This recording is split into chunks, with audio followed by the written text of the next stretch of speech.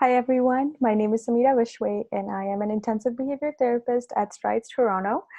Today we're going to be talking about finding motivation. We're going to talk about why motivation is important and different ways that you can increase your child's motivation for a certain item or an activity and how you can use it to your advantage. So before we get started, I do want to point out that the content provided in this video is for information purposes only. It should not be used as a substitute for professional support or treatment. If you have any specific questions for your child, please contact their primary therapist if you're receiving services at Strides. If you have any general questions about the presentation, you can ask them in the Facebook chat and someone will be able to answer those for you. We also have a frequently asked questions section towards the end of the presentation. So if you have any specific questions, hopefully we can answer those in the FAQ section. So why is motivation important? Motivation plays a key role in a number of different factors. Motivation is important to change our behavior. Our learning is dependent on motivation, and the skills that we learn are maintained over time because of this motivation. Reinforcement is any consequence following a behavior that increases the occurrence of that behavior in future. There are two types of reinforcement. One is positive reinforcement and the other one is negative reinforcement. In positive reinforcement involves adding a stimulus which increases a certain behavior, and negative reinforcement involves removing a stimulus which increases a certain behavior. We're going to talk what each of these are in a little bit more detail. But just remember that the main important function of reinforcement is that it increases behavior. Whether you're adding something or removing something, the behavior always goes up. Positive reinforcement. So some of the examples of positive reinforcement could be providing praise for sitting in class nicely, giving a toy to a child who finished all of their homework, giving a snack to someone who asked appropriately. So in all of these examples, something was added, right? So praise was added, a toy was added when the homework was finished, or the snack was added when someone asked appropriately. So this is going to increase the likelihood that these individuals will engage in behaviors again to access the same reinforcers. So a child is probably going to sit in class nicely more often because he might get more praise for it. A child might finish their homework really quickly because he knows he's going to get a toy in the end. Or a child will use all of their please and thank yous to get access to that amazing Oreo cookies. So these behaviors are going to increase in the future. Think of negative reinforcement as removing something to increase behavior.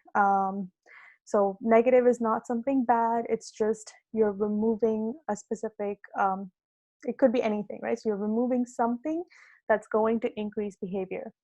Examples of this could be providing break to someone who completed all of their tasks, or mom stops nagging her son when he does the dishes. So in both of these examples, you're taking something away that's going to increase a certain behavior. In the first one, you're taking all the demand away to finish certain tasks. In the second one, you're taking away all the nagging when the son finishes homework, right? So this, sorry, not homework, dishes. So in both of these examples, the kids are probably more likely to complete all of their homework or do all the dishes in order to get away from that aversive or the bad stimulus, essentially. Motivation and reinforcement work hand in hand together. So for something to act as reinforcement, the learner should be motivated for it. And it's this motivation to access the reinforcement that causes an increase in a certain behavior. And this is what we're going to be working with today. So I'm going to give you a couple examples. In scenario 1, I ask you to stand up and do 10 jumping jacks. Once you're done, you get a high five from me. In scenario 2, I ask you to do the exact same thing. So stand up and do 10 jumping jacks. And when you're done, you get a $5 bill from me for completing your exercise successfully. I think it's safe to say that you're more likely to engage in the behavior for the $5 rather than the high five. So you're more motivated for the $5, and that is why you're more likely to engage in a behavior to get access to those $5. So you're going to engage in the behavior, more likely to engage in the behavior in scenario two. Motivating operations, or MOs, like we like to call it, are events that alter the value of reinforcement. So they're responsible for altering the value, and they're also responsible for altering the frequency of behavior, which was reinforced previously. So MOs have two effects: value altering and behavior altering. MOs can be altered through deprivation and satiation, and we're going to talk about what each of these are. So deprivation refers to a period of time where the desired item or reinforcement is not available. The value of an item or activity increases through deprivation, and the behavior to access that reinforcement also goes up. So let's look at some examples. In example one, the value of water is going to increase when you're thirsty. In example two, the value of break is going to increase when you've been working for a very long time. So what this is going to do is it's going to increase the likelihood that an individual will engage in a behavior that gives them access to this reinforcement.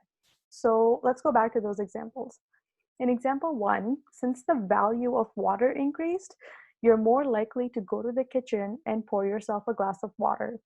In example two, because the value of break increased, you will probably go outside for a walk or watch a TV show in order to access that reinforcement. Satiation, on the other hand, is the opposite of deprivation. It refers to the availability of an item or activity for a long period of time. So the value of a certain item or activity decreases, and therefore it doesn't act as reinforcement anymore. The behavior to access reinforcement is also less likely to occur. So let's revisit those examples. So you just poured yourself a glass of water, you drank that entire glass of water, and now the value of water decreased, right? Because you're satiated to it. In example two, the value of break is going to decrease if you took a long break already. So you went for that walk or you watched that episode of Friends, and now you have a lot of work to complete. So the value of break decreases, right? So this is going to decrease the likelihood that the individual will engage in a behavior to access the reinforcer. So in example one, you will probably not walk to the kitchen again and pour yourself another glass of water. In example two, you will probably not go outside again for a walk, or you probably won't watch another episode of your favorite TV show because you have a lot of work to complete and the value of break went down. Let's look at some more examples. So in example one, you've been working all day and you skipped lunch. What kind of value altering effect does this have? Food is now an effective reinforcer. You're super hungry, you haven't had anything to eat since breakfast, so the value of food increases. And behavior altering effect would be that you will see an increase in behavior where you can access food. So you're probably going to go home and cook yourself a nice meal, or you'll stop at a drive-through to get some coffee and some donuts, or you'll probably go to a restaurant and buy some food for yourself, right? So you'll see an increase in behavior where you can access the food. In example two, you've been working all day, but at the end of the day, you had dinner with your coworkers. So the value altering effect would be that food becomes an ineffective reinforcer because the value of food is down because you're satiated to it. You're full, you're no longer hungry. The behavior altering effect would be a decrease in behavior where you can access food. So you probably will not go home after the dinner to make yourself more food, or you probably won't stop at a drive-through to get yourself some coffee and donuts, right? So how do we know if something is a reinforcement? Reinforcement can keep changing across time depending on the factors that we talked about earlier. So to determine if something will act as reinforcement, You can conduct preference assessments, and you can talk about what preference assessments to conduct with your child with your primary therapist. But you have to remember that preferences will not act as reinforcers all the time. Normally, if you want something to act as reinforcement, its value must be increased through deprivation. So, an example of this is like the value of iPad is going to increase if learner doesn't have access to it all day. And you have to make sure that the individual is not satiated to the activity or item. So if the learner has been watching TV all day, watching TV may not act as an effective reinforcer because they may be satiated to it and they probably want to do something else at this point, right? So motivation to engage in behaviors to access the reinforcing item are going to increase if the value of the reinforcement is high. So let's do some exercises together. In exercise 1, so Sarah's school is closed due to the pandemic. Her parents are both working from home and do not get to play with her during the day. Her parents have given her access to an iPad on which she plays Temple Run all day. In the evening, Sarah has the option to play with whatever she wants. How does this impact Sarah's motivation to play with the iPad? Is she more or less likely to play with the iPad in the evening? So in this scenario, it seems as if Sarah has free access to the iPad for the entire day. So by the time by evening, she might be satiated to it, right? She probably doesn't want to play with the iPad anymore. She probably wants to do something else. So the motivation to play with the iPad decreases, and she's less likely to play with the iPad in the evening. And because she doesn't get to see her parents all day, maybe the motivation to play with her parents increases in the evening. Exercise 2. So Christine's parents wanted to limit her sugar intake during the COVID-19 closures. Therefore, her mom hid all the candies and chocolates in the cabinet. Christine is only allowed to eat one piece of candy when she completes all her online homework for the day. How does this impact Christine's motivation for candy? Will Christine's behavior increase or decrease? In this scenario, Christine only gets candy once a day for finishing all of her homework. So she is very deprived. She doesn't get free access to the candy at all. So Christine's motivation to access the candy is going to go up. And this is going to increase Christine's behavior to access the candy. So she will probably finish her homework every day really quickly because she wants access to that reinforcement. So let's jump into some frequently asked questions. The first question that we have here is, what if my child does not like anything? So a lot of the times parents do believe that for something to act as reinforcement, they have to find something new, they have to find a new toy or a new activity. But that doesn't have to be the case. You can use something existing that your child likes. So this could be, say, the iPad or a certain game that your child likes. They could also be edible. So certain snacks, say if they really like goldfish crackers or Oreo cookies, you can use those as reinforcers. You can also use different drinks. So juice, if they like orange juice, mango juice, I know that's my favorite.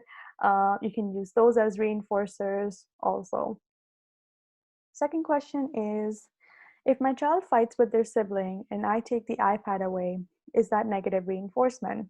So what they're describing here is not negative reinforcement. What they're describing is what we call negative punishment. So what they're doing here is taking the iPad away to decrease a certain behavior, to decrease the fighting with their sibling. And that does not count as reinforcement because the goal of reinforcement is that it always increases behavior. So the behavior always goes up when it's reinforced. So that would be negative punishment and not negative reinforcement. The next question is, how do I know if what I'm doing now will increase future behavior? So what we do at the center is that we take data on behaviors. So for example, say if you're trying to increase the frequency of independent toothbrushing, and brushing your teeth and you see that your child is not brushing their teeth independently, you see no, no, no across 3 consecutive days, But on the fourth day, you see that they did do it. So you're going to take the data as yes. And if you eventually see that the frequency of a certain behavior is increasing, then you have the correct reinforcer. However, if you're consistently seeing no's for the certain behavior, then you might want to look into finding a different reinforcement or a different reinforcing item that your child might be motivated for.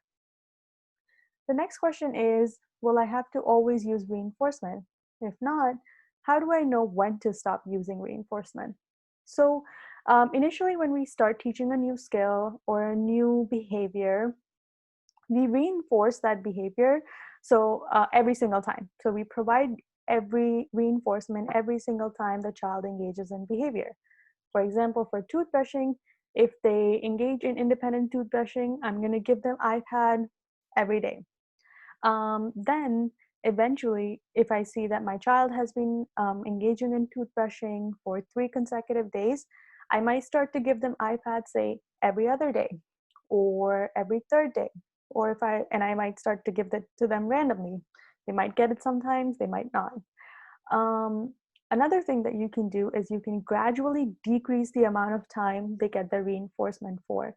So first day, for say 2 or 3 days, they get the iPad for 3 minutes. Then that goes down to 2 minutes, 1 minute, and then eventually no iPad. They just get a high five and a good job from you, right? So you can fade different ways. You can either fade through time, you can fade when you reinforce, but it is specific to each child. Next question is, what if my child gets upset when I take the reinforcement away?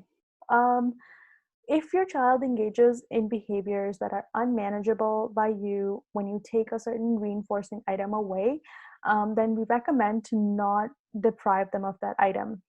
Just because we want to make sure that both you and the child are safe and the behaviors that they engage in are manageable at home.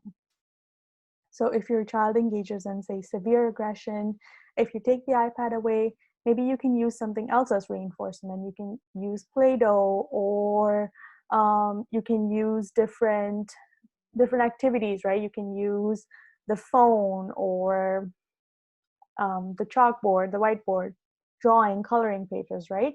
Something else that they like can be used as reinforcement. The next question is, how long should I let my child have the reinforcing item? So again, this is based on your own discretion. You can either let them have the reinforcing item. What we do is have them keep the reinforcing item for a longer duration of time, for a difficult task. So if they completed something really, really difficult, they get the reinforcement for 3 minutes. If they complete something really easy, then they get the reinforcement for 1 minute. So that's one way that you can see how long your child should have a reinforcing item for. But again, it's based on your own discussion and it's individual to each child. The next question is, how do I make my child like other activities or items? One thing we do is provide a semi-neutral activity. So maybe like Play-Doh or something that they don't really like, but they might play with, uh, with a neutral activity. So Play-Doh with, say, pen. They're more likely to pick Play-Doh. And then you can start teaching them different skills, right? So you can teach them to make a snake with Play-Doh. You can teach them to make different shapes. You can teach them how to mix different colored Play-Dohs and make different colors, right? And once your child learns the different ways of interacting with these items, they might start engaging with them more. The next one is, and the last one is, how do I test different preferences if my child grabs items immediately or starts to cry if she doesn't get them right away? For preferences, whichever item your child grabs first is what we consider to be their most preferred item. So if they are grabbing something right away, then make a note of that item because that's probably what they prefer the most. If they do start to cry, you can let them play with the item. So once they've made a selection of, hey, this is what I want to play with, I'm going to play with Play-Doh. You can let them play with the Play-Doh for, say, 30 seconds to a minute.